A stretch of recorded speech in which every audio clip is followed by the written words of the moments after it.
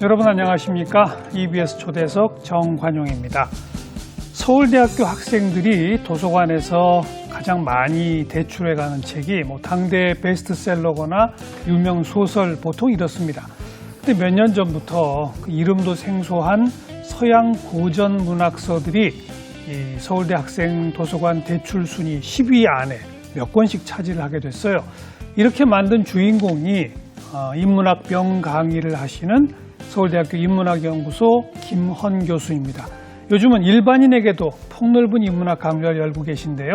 오늘 초대석에 직접 모셨습니다. 교수님 어서 오십시오. 예, 반갑습니다.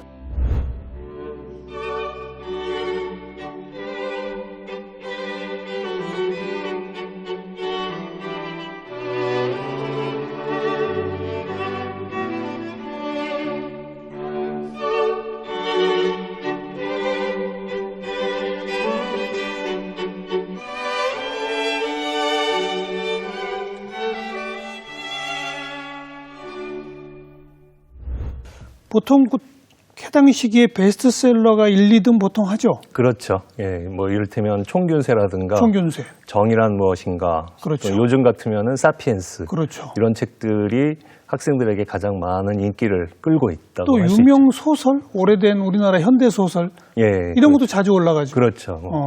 두근두근 내 인생이라든가 그렇죠. 엄마를 부탁해. 그러면서 당대 나오는, 그러니까 요즘 나오는 좋은 소설들이 학생들의 관심을 많이 끌고 있는 건 사실입니다. 그런데 몇 년 전부터 예. 뭐라고요? 에우리피데스 비극? 예. 또 아리스토파네스 희극? 예. 저는 이름도 생소해요. 아, 그렇습니까? 그리스 고전을 얘기할 때 가장 압축적이고 집약도가 높은 작품, 그리고 문학성이 높은 작품을 그리스 비극이나 희극에서 잡습니다. 예. 드라마에 잡는데 지금 남아있는 작품들은 몇 편 안 되는데 그리스에서는 3대 비극 작가를 얘기합니다. 지금 말씀하신 에우리피데스를 비롯해서 아이스킬로스, 소포클레스, 그리고 이제 희극 작가로는 아리스토파네스를 얘기하는데 이 책들이 어느 날 갑자기 대출 순위 10위 안에 올랐다고 그래서 그래요. 네, 저도 잘 모르고 있었는데 처음이 언제입니까? 몇 년도부터 그런? 저는 강의는 2004년 이제 유학 돌아와서 처음 시작했고 그때는 수강 인원이 한 30명 정도가 정원이었습니다. 그런데 그 이후에 학생들이 조금씩 많이 찾아오더니 수가 늘고 그리고 재미있게 들어줘서 저는 재미있게 강의를 했고 근데 어느 날 이제 전화가 오는 거예요. 그러면서 어디 기자인데 대출 순위가 이렇게 됐더라. 10위 안에 이렇게 많이 든 게 선생님 때문이라고 그러던데 이게 어떻게 된 일이냐 그러면서 전화가 왔었어요. 그게 전화 받으신 게 2014년이거든요. 예. 그러니까 강의 시작하고 한 10년 된 거죠. 그 후로 지금까지는 계속 그래요? 꼭 그렇진 않습니다. 제가 이제 그리스 로마 신화를 쭉 강의하면서 그리스 고전을 중심으로 해서 이 작품들에 반영되어 있는 신화들이 어떤 것이 있는가를 얘기를 많이 했었죠. 그러니까 신화를 그냥 얘기로 푼 게 아니라 고전 속에서 어떻게 다뤄졌는가를 얘기를 해줬는데 이제 그 강의를 쭉 하다가 최근에는 이제 대학원 강의를 중심으로 해서 제가 강의를 했고 이제 제 후배 강사님들이 그 강의를 맡았는데 지금도 이제 학생들은 그 강의를 열심히 잘 듣고 있는 걸로 제가 전해 들었습니다. 그러니까 학부생 대상인 그리스 로마 신화 강의인 거죠? 그렇죠. 예. 그리스 로마 신화책이 따로 있잖아요. 그렇죠. 그러니까 제일 대표적인 게 이제 볼핀치라는 분이 쓴 그 그리스 로마 신화라는 책이 있고 우리나라에서는 이제 이윤기 선생님이 한동안 그걸 쓰셔가지고 굉장히 큰 베스트셀러가 됐었죠. 근데 이제 그거는 근데 정작 그 책이 10위 안에 들어간 게 아니잖아요. 그렇죠. 그러니까요. 그 책들은 이제 여러 자료들을 모아가지고 작가가 자기 나름대로의 스토리라인에 따라서 이야기를 재구성한 건데 저는 이제 학생들이 대체로 그 이야기를 알고 있거든요. 그러니까요. 근데 이제 저는 그 이야기가 어디에서 나온 건지 그 원천을 찾아가는 강의를 했었죠. 그래서 직접 작품을 읽게 하고 그 작품 속에서 자기가 좋아하는 구절을 뽑고 소위 말하는 인생 구절이라는 걸 뽑아서 그걸 너의 평생을 가져갈 수 있는 구절로 삼아볼 수 있는 걸 찾아봐라. 이런 식으로 강의를 했더니 그 과제를 내신 거군요. 그렇죠. 의외로 반응이 좋고 심지어는 한 과제가 많을 때는 한 10개도 냈었거든요. 한 학기에? 예. 그래서 모든 제가 다루는 작품 모두를 거의 다 읽게 하면서 거기에서 너의 가슴을, 여러분들의 가슴을 울리는 구절을 뽑아가지고 그 구절의 맥락을 설명하고 왜 그 구절을 뽑게 됐는지 그리고 그 구절이 여러분들에게 던진 문제가 무엇인지 이런 걸 정리하라고 얘기를 하면서 쓰라고 그랬더니 이제 처음에는 힘들어하죠. 그러니까 학생들이 어쩌면은 과제를 그렇게 내도 강의 자료만 보고 쓸 수도 있거든요. 그러니까 제가 인용을 해주기 때문에. 그렇죠. 하지만 무슨 평생 구절 이러려면은 자료 갖고는 안 되죠. 그래도 거기서 찾을 수도 있는데 제가 이제 놀라웠던 거는 그렇게 보여주니까 그 강의 자료를 토대로 해서 과제를 쓰는 게 아니라 직접 도대체 처음부터 끝까지 어떤 이야기인지 읽고 싶어 하는 학생들이 생겼던 거죠. 그러면서 이제 강의 정원 수는 늘어나고 학생들이 수강 수는 늘어나고 그러면서 그 과제를 열심히 하는 덕에 그 책을 많이 빌려봤던 그렇게 과제를 10개씩 그것도 책을 읽지 않으면 풀 수 없는 과제를 내는데도 수강 인원이 늘어났다. 그게 비결이 어디 있다고 생각하세요? 저 그게 크게 두 가지인 것 같아요. 하나는 그리스 로마 고전 자체가 그런 매력이 있는 거죠. 그러니까 제 강의는 제가 특별히 강의를 잘하거나 재구성을 잘했다고 생각이 안 되는 거예요. 왜냐하면 그냥 저는 구절을 그대로 그 생생한 맥락 속에서 읽어주고 이게 어떻다라고 해석을 덧붙여주면서 궁금하면 읽어봐라 그렇게 얘기를 했거든요. 근데 제가 그 신기하게 생각하는 게 제가 강의 잘하는 그런 거보다도 그냥 그 고전의 이야기에 흠뻑 빠져드는 모습들을 봤어요. 그러니까 그런 점에서 보면 그리스 로마 고전이 그 자체로 갖고 있는 매력이 있다는 거죠. 이야기가 갖고 있는 어떤 흡입력 이런 것들이 있기 때문에 저는 학생들이 제 강의를 계속 들어주고 그리고 그 원전을 찾아서 읽어보려고 노력하고 과제를 썼던 거라고 생각이 되고요. 두 번째 이유는 글쓰기의 재미를 그 발견한 것 같아요. 그러니까 이제 과제를 주면서 이걸 읽고 느낀 점을 써라라든가 여기에 대해서 아무렇게나 자유로운 형식으로 써라. 이런 식으로 과제를 낼 수도 있는데 그렇게 내면은 막막하거든요. 학생들이 글을 쓸 때. 도대체 어떻게 쓰라는 얘기인가. 그런데 이제 저는 약간 포맷을 준 거죠. 틀을 주면서 이 틀에 맞춰서 한번 써봐라. 우리 사는 게 그렇잖아요. 어떤 많은 사건을 겪어도 한 사건이 우리에게 인상적이고 중요하게 남고 그리고 이제 그걸 회상하다 보면 그 맥락을 생각하게 되고 이게 왜 나한테 중요했을까? 이게 왜 나한테 고통스러웠을까? 이게 왜 나에게 흥미를 주었을까? 이런 생각을 하면서 사실 기억을 편집하는 게 우리의 회상 방법이잖아요. 그래서 저는 글을 쓰는 것도 마찬가지라고 생각해요. 그러니까 한 권을 쭉 읽더라도 그 속에서 무언가 자기를 매료시키는 구절이 분명히 있을 거라고 당연히 나오죠. 그렇죠. 그걸 찾아서 그 맥락을 쓰고 그 맥락 속에서 왜 내가 이 구절을 택하게 됐는지 그걸 그 이유를 설명한 다음에 그 구절이 던졌던 문제가 무엇인지 그리고 그 문제를 가지고 씨름한 결과 여러분들의 의견이 무엇이었는지를 써라. 이렇게 얘기하면서 이게 모든 글쓰기의 일반적인 형식이다라고 얘기를 했어요. 그 형식에 맞춰 쓰다 보면 한 2페이지를 그냥 넉넉히 쓸 수가 있는 거예요. 최소 2페이지 이상 나오겠죠. 당연히. 그러면서 이제 그렇게 썼을 때 글을 쓰고 글을 잘 다듬어내서 자기 생각을 마무리하는 게 얼마나 큰 즐거움을 주는지 글쓰기의 환이라고 그럴까? 희열을 느낀 데서 학생들이 계속 찾아왔던 것 같습니다. 지금 교수님 말씀하신 첫 번째, 두 번째 원인, 그 이유가 간단히 말하면 왜 우리가 인문학 고전을 읽어야 하느냐. 그 얘기 아닙니까? 자기 인생의 해답을 얻기 위한 그런 거죠. 해답을 찾아가고 그다음에 그 해답을 찾기 위해서 적절한 질문을 잘 던질 수 있는 방법을 찾아내는 방식이죠. 그래서 재밌어 했던 것 같아요. 우리 시청자분들이 지금 에우리피데스, 아리스토파네스 이러면 좀 복잡합니다만 오이디푸스 그러면 좀 친숙해요. 예, 예. 오이디푸스 컴플렉스 이런 거 있지 않습니까? 그렇죠. 또 안티고네 예, 이런 좀 안티고네. 많이 들어본 예, 것 같아요. 그죠? 예, 예. 우선 그 얘기를 조금 알려주시고 오이디푸스가 뭔지 안티고네가 뭔지 좀 알려주시고. 그러니까 이제 오이디푸스는 그리스 로마 신화 전체에서 가장 유명한 이야기라고 할 수 있죠. 태어나기 직전에 어떤 운명의 신탁을 받습니다. 그게 뭐냐면 넌 이 아이가 태어나면 아버지를 죽이고 그렇죠. 어머니와 결혼을 하게 될 운명이다. 진짜 비극이죠. 예. 그 부모가 그 아이를 어떻게 할까요? 이 부모는 자기 입장에서는 내가 이런 그 불행을 당할 아이를 낳게 할 수는 없다. 이런 생각을 갖겠죠. 그리고 아이 입장을 생각한다면 이 아이가 이렇게 고통스럽고 처참한 삶을 살게 놔둘 수는 없다. 이렇게 생각하겠죠.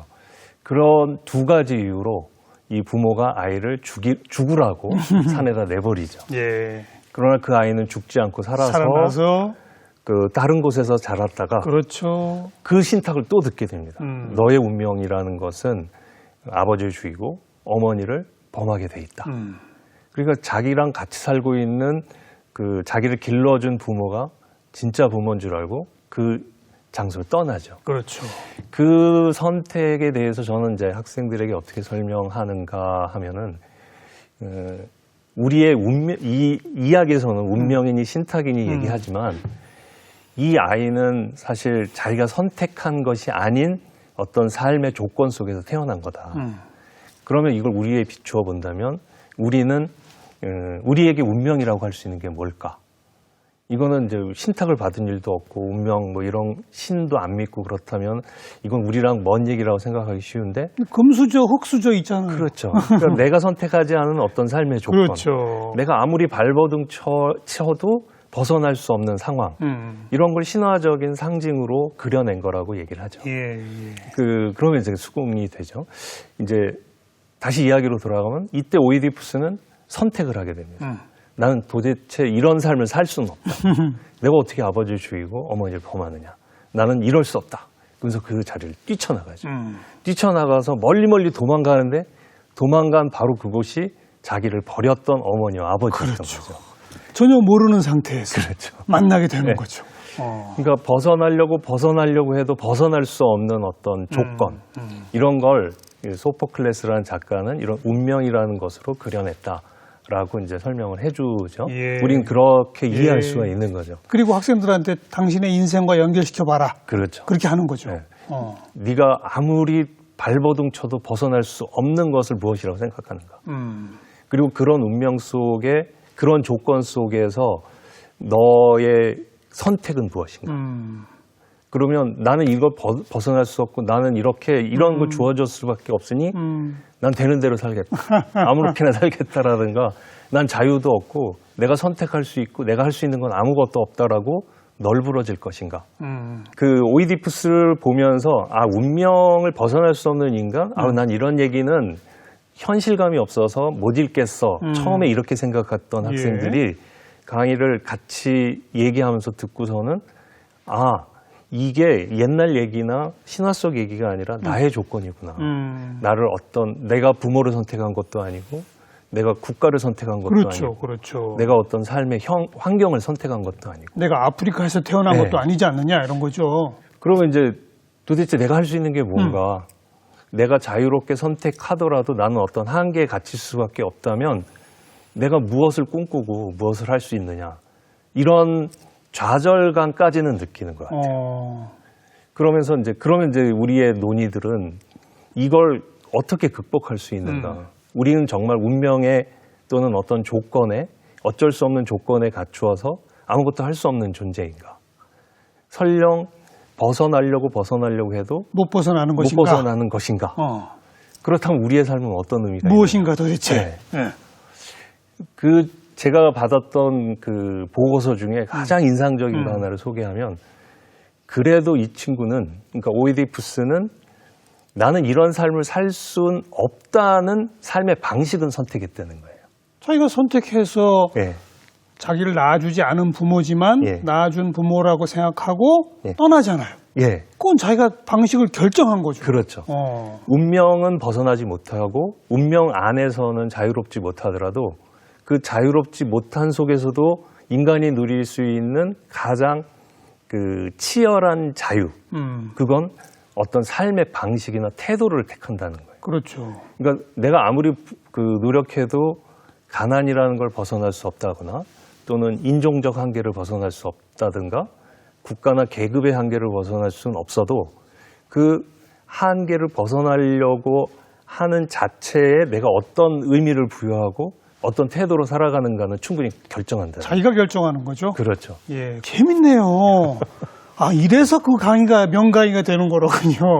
아, 그냥 얘기로서 재밌잖아요. 그렇죠. 그죠. 그 얘기가 담고 있는 의미를 또 찾아가면 재밌는 거죠. 그리고 모든 사람에게 다 똑같은 질문을 던질 수 있는 예. 그런 이야기 소재니까요. 예, 맞습니다. 아, 내친 김에 하나 더 하죠. 뭐. 안티고네. 그거 한번 해보죠, 뭐. 예. 그렇게 해서 이제 오이디푸스는 벗어나서 아버지를 죽이고 어머니와 결혼을 했지 않습니까? 그리고 그 자기를 버렸던 그 도시의 왕이 됩니다. 그런데 그 왕이 됐는데 어느 날 그 테베 도시에 이제 역병이 닥친다. 예. 지금 코로나처럼. 그래서 사람들이 막 죽어가니까 오이디푸스가 내가 이걸 구해보겠다. 그리고서 그 원인을 찾았는데 그 전 왕이었던 라이오스를 죽인 살인범이 이 도시에 있기 때문에 그 도시가 이렇게 병들어가는 거죠. 예. 그래서 이제 오이디푸스가 그러면 내가 그 범인을 잡아서 처단하겠다.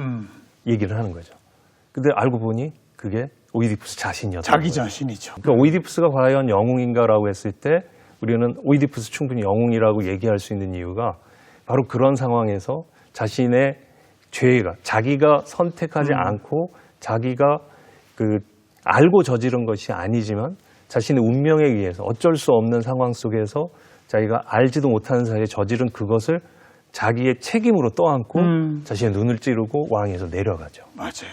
예, 그게 저는 오이디푸스의 영웅성이라고 생각합니다. 그러니까 사실 그 이야기 속에서 아버지를 죽이고 어머니를 범한 자가 무슨 영웅이 될 수 있느냐.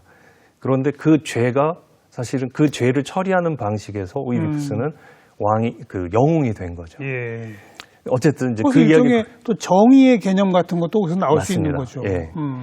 그러니까 우리가 어떤 그 재앙이 닥치고 어떤 불행이 닥쳤을 때 그 원인을 보통 다른 데서 찾는데 이 오이디푸스 이야기 속에서는 그게 나일 수 그렇죠. 있다는 네. 그리고 그게 나라고 밝혀졌을 때 그것에 대해서 철저하게 책임을 질 수 있는 지는. 태도 이런 게 어쩌면 오이디푸스 이야기의 핵심적인 메시지일 수 있다고 생각합니다. 네. 근데 그리고 이제 떠났지 않습니까? 근데 이제 오이디푸스에겐 두 아들이 있었습니다. 거기서 이제 또 새로운 이야기가 시작이 되는 그렇죠. 거죠. 안티고네입니다, 여기는. 예. 에테오클레스와 폴리네이키스라는 두 아들이 아버지가 그렇게 왕위에서 떠난 것을 모르고 거기에 대해서는 신경도 쓰지 않고 아버지가 물러났으니 그 왕위를 누가 차지할 것인가. 여기에만 관심을 두고 둘이 티격태격 하는 거예요. 그 오이디푸스 입장에서는 굉장히 섭섭하고 괘씸하지 않겠습니까? 저것들 저러다가 둘이 싸우다 죽겠구나. 이런 불길한 예감을 저주로 한번 퍼붓게 되죠. 그러니까 이 형제들이 그렇다면 우리가 번갈아 가면서 왕위를 하면서 아버지의 그 저주를 피해보자. 그러나 약속이 지켜지지 않는 겁니다. 처음 그 왕위에 올랐던 형인 에테오클레스가 그 다음에 약속을 지키지 않고 동생의 왕위를 1년 뒤에 넘겨주질 않는 거예요. 네. 그러니까 동생은 그 다른 외국의 군대, 아르고스라는 외국의 군대를 몰고 와서 싸우게 되죠. 그리고 둘은 아버지의 불길한 예감 내지 그 저주에 의해서 둘이 죽게 됩니다. 물론 이것도 이제 할 얘기가 많은데 이게 옛날 얘기라고 생각할 수도 있지만 사실 우리는 현대판 폴리네이키스와 에테오클레스를 많이 보지 않습니까? 욕심 부리다가 네. 같이 망하는 그런 거죠. 네. 그리고 집안에서 아버지 유산을 놓고 싸우고 그게 가난하던 부자든 다 공통적으로 나타나는 어떻게 보면 인간의 욕망이고 그 일그러진 그 본성이라고 할 수 그렇죠. 있는데 어쨌든 그렇게 싸우다가 죽어버렸습니다. 그 테베에서는 이 죽은 두 사람을 놓고 에테오클레스는 그래도 테베를 지키려고 하면서 싸우다 죽었으니까 후이 장사 지내자. 그리고 그 폴리네이키스는 뭐 남의 군대를 데리고 왔으니 와서. 침략한 거죠. 네, 침략자니까 그 들판에다 버려서 개와 새가 뜯어먹게 하자. 장례를 치르지 말아라. 그렇죠. 이렇게 한 거죠. 이때 이제 등장하는 게 지금 물어보죠. 안티고네예요. 네. 안티고네는 그렇게 처참하게 죽은 두 형제의 누이였던 거죠. 자기는 도무지 이 싸움 자체가 갖고 있는 정치적인 의미, 그리고 그 싸움이 갖고 있는 선악과 윤리적인 판단, 여기에 휩쓸려서 처참하게 자기 오빠가 새와 개에 뜯어먹히는 걸 볼 수 없다는 거죠. 뭐 장례 치르는 거 하는 건 인지상정이다. 그렇죠. 인간의 기본 본성이다. 뭐 이런 거죠, 이제. 네. 네. 이데올로기니 뭐니 필요 없다. 네, 이미 죽은 자는 그 죽음으로써 죄값을 다 치렀는데 거기다 대고 그 시신을 모욕하는 것은 살아남은 자들이 자신의 권력을 정당화시키거나 유지하거나 사람들을 묶어주기 위한 하나의 방편일 뿐이지 예. 정말 그런 윤리적인 사명감을 가지고 그 사람을 벌하는 게 아니라고 안티고네는 생각한 거죠. 안티고네의 유명한 구절 중에 우리는 서로 사랑하기 위해서 태어난 것이다. 이런 얘기가 있어요. 멋집니다. 예. 그래서 아무튼 들판에 나가 살짝 덮어주죠. 예. 그래서 그게 발각이 되죠. 예, 그렇습니다. 그거 어떻게 되죠, 그래서? 두 형제가 죽었을 때 그 권력을 잡았던 크레온이 그런 명령을 내렸었죠. 그러니까 에테오클레스는 후위 장사 지내주고 폴리네이케스는 개와 새가 뜯게 하는데 그 시신을 장사 지내는 자는 사형에 처하겠다. 이것도 어떻게 보면은 새로 권력을 잡은 자가 자기 권력을 유지하기 위한 하나의 수단이라고 볼 수 있죠. 여기 안티고네가 맞서는 거죠. 나는 그 정치적인 거, 이데올로기 지금 말씀하신 그런 모든 것을 떠나서 나의 오라비를 장사 지내주는 게 인간의 그 도리라고 생각하고 이것은 신이 인간에게 내린 명령이라고 생각한다. 내가 인간의 법을 따를 것인지 신의 법을 따를 것인지 여기에서 나는 신의 법을 택할 수밖에 없다. 근데 이제 잡혔어요. 예. 또 알고 보니 자기 며느리감이잖아요, 또. 그죠? 그렇죠. 예. 그럼 이제 죽여야 되느냐 말아야 되느냐. 네. 고민이 되는데 이 크레온이 좀 그 아주 냉정한 인간이라는 게 그 사형시켜라 이러고 보냅니다. 그러니까 그 자기 아들이 오겠죠. 이제 며느리감이었으니까 네. 아들이 와서 아니 얘가 뭘 잘못했다고 이렇게까지 엄하게 그러시느냐. 그러면 야 여자는 많은데 네가 왜 이 여자에 집착하냐. 너는 이 왕국을 잘 다독이고 그 권력을 탄탄하게 하고 태배를 추스릴 의무가 나에겐 있고 너에게도 있다. 우리는 그 길을 가야 한다. 그러니까 정치적인 어떤 행보와 인륜적인 행보 사이에서 이 하이몬이라는 인물은 또 사랑이냐 아버지에 대한 어떤 효도 뭐 이런 위에서 갈등을 하죠. 전부 다 참 정답이 없는 철학적 문제들이 연속 꼬리에 꼬리를 물고 이어지는 그런 이야기들이에요. 예, 맞습니다. 그러니까 안티고네 이야기도 사실은 이게 뭐 자연법이냐 실정법이냐에 대한 논의에서부터 인간의 본성이 무엇이냐, 인간이 인간에 대한 기본적인 예의가 무엇이냐 이런 문제들을 막 던지고 그렇죠. 지금 말씀대로 어떤 입장을 취하더라도 정당화시킬 수 있는 논리가 있는 그런 문제들이 되는 거죠. 도대체 이런 그리스 로마 신화의 바탕을 둔 비극, 희극 작품들 아닙니까? 예, 그렇습니다. 누가 이런 것들을 만들어내는 거예요? 참 기가 막혀요. 예. 있을 수 있는 모든 요소들을 꼬고 만들어서 누구도 피해갈 수 없는 어떤 사슬 속에 가둬두는 거 아닙니까? 예, 맞습니다. 그래서 이제 비극 작품이라는 게 인간의 모든 문제를 담고 있는 일종의 인생 문제집이라는 식의 그리고 인간의 잠재되어 있는 어떤 욕망이나 본성이나 악함이나 선함 이런 것들이 우리의 일상 속에서는 많이 절제되고 가려져 있지 않습니까?